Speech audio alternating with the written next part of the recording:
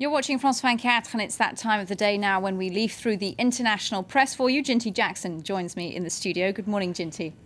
Now, the Olympic torch, of course, let's start with that. It's in New Delhi today, where security is going to be extra tough. The city, of course, is home to a large Tibetan community, and India is home to the exiled Dalai Lama. So what do you expect to happen? Well, the Times of India's perspective on this is they contrast this kind of huge security lockdown that's going on with how the Tibetan community is covering this. And their headline there is "Something Brewing in Little Tibet."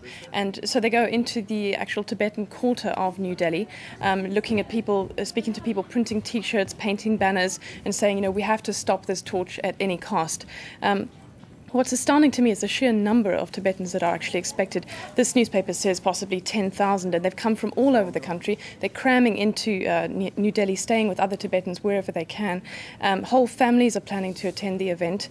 And one man told the paper, "If the police beat me, I will hurt myself with a knife and cause more pain. We have to break the Olympic torch at any cost."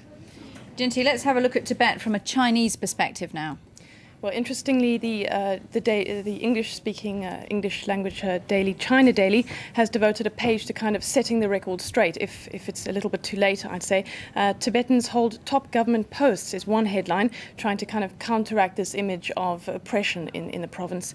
But the best example they come up with of someone who actually holds a top government post is a man who works as an official in the Geological Institute.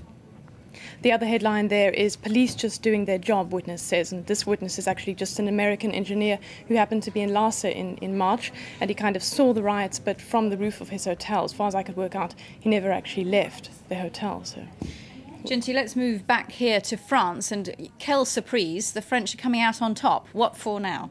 Well, it's now official, yes, the French are world champions when it comes to taking holidays, and that's in Le Figaro this morning. They published a study by the Harrison Institute, Les Français Champions du Monde des Congés, and the French take 37 days a year. That's runner-up is Spain, 31. The Brits are at 26, and the poor old Americans only 14 days, so that's less than half. But the economy, says Le Figaro, is actually benefiting because the French tend to take holidays in France as opposed to in the rest of the world. So they're top for homegrown tourism as well, I suppose. Absolutely, you can't beat them. You can't beat the French, absolutely. Let's not even try, Jinty. Well, someone who has seemed to be taking a holiday for a while, of course, is actor Harrison Ford, but he's back in the guise of Indiana Jones. Absolutely, a very long break. You remember the last Indiana Jones movie? I do remember it, and it makes me feel really old, but that was 20 years ago. Oh, wow. Indiana Jones and the Kingdom of the Crystal Skull is opening in Cannes in May, and here in France again, you know, French premiere for Indiana Jones. Absolutely, there's nothing they can't do, these French. But Harrison Ford says that he hasn't forgotten how to get into the kind of skin of the character. He says it all comes back to you when you put on the hat.